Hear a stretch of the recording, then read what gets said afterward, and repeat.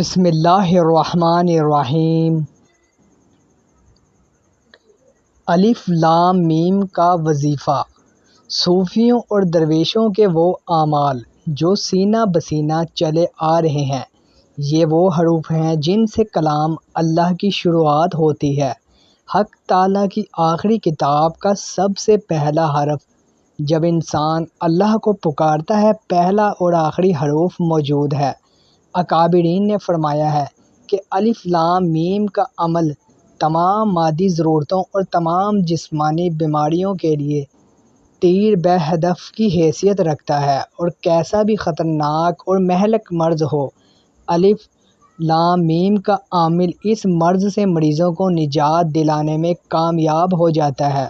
الف لام میم کا عامل بننے کا طریقہ یہ ہے: ایک گتے پہ لکھوایا جائے یا سفید کاغذ پر لکھوا کر پھر اس گتے کو کسی دیوار پر لگا دیا جائے، اور تقریباً 3 گز کے فاصلے پر دوزانوں بیٹھ کو الف لام میم 5000 مرتبہ پڑھیں، اور لگاتار اسی طرح اس عمل کو تک جاری رکھیں۔ اس عمل کے دوران کسی بھی طرح کا پرہیز کرنے کی ضرورت نہیں، البتہ جگہ کی، وقت اور تعداد کی پابندی ضروری ہے۔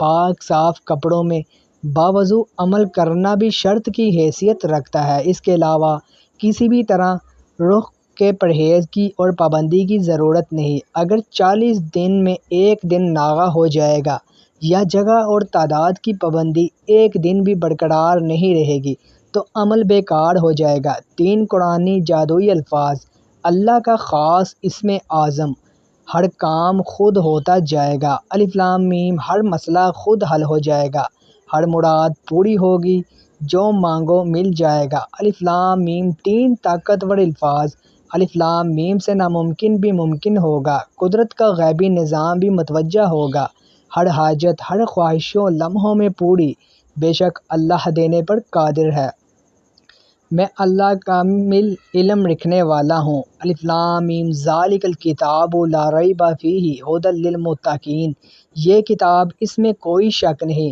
متقیوں کے لیے ہدایت ہے۔ محترم دوستو، آج میں بہت آسان تسبیح لے کر آیا ہوں جو بچہ بھی آسانی سے کر لے گا، پڑھنے میں بھی آسان اور فائدے بے شمار۔ رات کو سونے سے پہلے 100 بار الف لام میم کی تسبیح کریں، روزانہ کریں، پھر دیکھیں اس تسبیح سے آپ کی غربت کیسے ختم ہوتی ہے، آپ راتوں رات کیسے امیر بن جائیں گے، آپ کی پورے علاقے میں دھوم مچ جائے گی۔ آپ اللہ پر یقین رکھیں اور ابھی سے الف لام میم کی تسبیح شروع کر دیں اور اپنی غربت تنگ دستی ختم کر دیں۔ اگر آپ کو ویڈیو پسند آئے تو ویڈیو کو لائک، شیئر اور ہمارے وظائف انسٹی ٹیوٹ چینل کو سبسکرائب کیجیے، صدقہ جاریہ ہے۔